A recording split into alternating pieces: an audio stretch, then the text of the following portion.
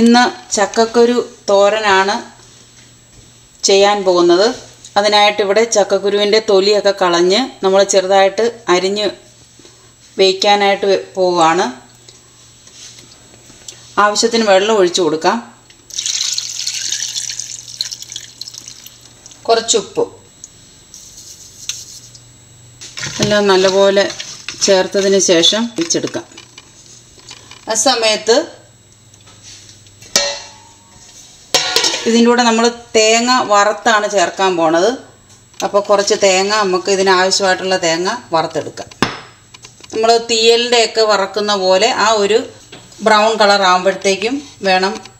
ഇവിടെ ചക്കക്കുരു ഇവിടെ വേവിച്ചുകൊണ്ടിരിക്കുകയാണ്. ആ സമയത്താണ് നമ്മൾ ഇതിന് ചേർക്കാനുള്ള തേങ്ങ വറുത്തെടുത്തത്. ഈ ഒരു കളർ ആകുമ്പോഴത്തേക്കും കരിയാതെ നമ്മൾ വറുത്തെടുക്കണം.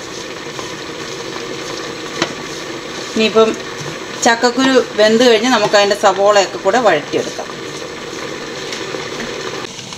നമ്മുടെ ചക്കക്കുരു നല്ലപോലെ വെള്ളമെല്ലാം വറ്റി നല്ലപോലെ വെന്തിട്ടുണ്ട്. അപ്പോൾ ഇച്ചിരൂടെ കുഴഞ്ഞ് എടുക്കേണ്ടവർക്ക് കുറച്ചുകൂടെ അല്പം വെള്ളം ഒഴിച്ച് നല്ലപോലെ വേവിച്ചെടുക്കാം. ഇതിപ്പം നല്ലപോലെ വെന്തിട്ടുണ്ട് എങ്കിൽ ഓരോന്നായിട്ട് കുഴഞ്ഞു പോകാതെ കിട്ടിയിട്ടുമുണ്ട്. നമുക്കൊരു പാൻ വെച്ച് സവോള വഴറ്റിയെടുക്കാം. എണ്ണ നല്ലപോലെ ചൂടായിട്ടുണ്ട്. സവോള ഇട്ട് കൊടുക്കാം. ഞാനൊരു ഇടത്തരം 2 സവോളയാണ് നീളത്തിൽ ചെറുതായിട്ട് അരിഞ്ഞ് വെച്ചിരിക്കുന്നത്. ആവശ്യത്തിന് ഉപ്പും കൂടി ഇട്ട് നല്ലപോലെ വഴറ്റിയെടുക്കാം.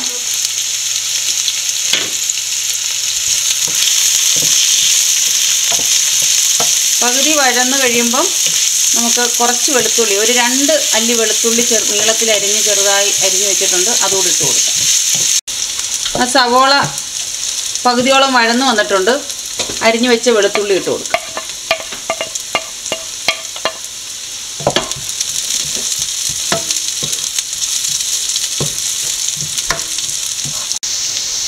സവോളയും വെളുത്തുള്ളിയും വഴന്ന് കഴിയുമ്പോൾ കുറച്ച് മഞ്ഞൾപ്പൊടി ഇട്ട് കൊടുക്കാം.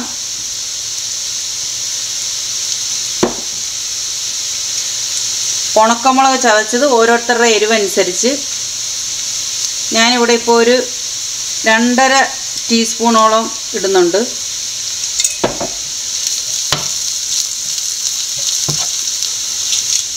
കുറച്ച് കറിവേപ്പില,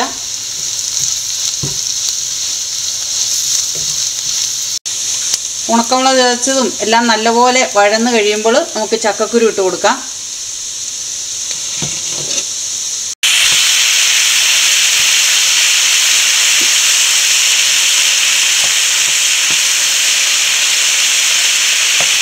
വറുത്ത് വെച്ച തേങ്ങ ഇട്ട് കൊടുക്കാം.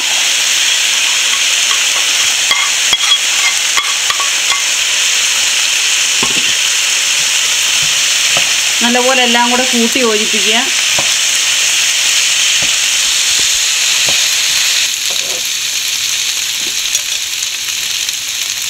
ലാസ്റ്റായിട്ട് കുറച്ച് പെരിഞ്ജീരകം ചതച്ചത്, അത് ഓരോരുത്തർക്ക് ഇഷ്ടമുണ്ടെങ്കിൽ മതി. ഞാൻ ഇവിടെ ചക്കക്കുരു നേരത്തെ കാണിച്ച വീഡിയോയിലും നമ്മൾ പച്ചത്തേങ്ങ ഇട്ട് തോരൻ വെച്ചപ്പം കുറച്ച് പെരിഞ്ജീരകം പൊടി ചേർത്തിട്ടുണ്ടായിരുന്നു. അപ്പോൾ ഓരോരുത്തർക്ക് ഇഷ്ടമുണ്ടെങ്കിൽ കുറച്ച് പെരിഞ്ജീരകം ചതച്ചും കൂടെ ചേർത്ത് കൊടുക്കുക.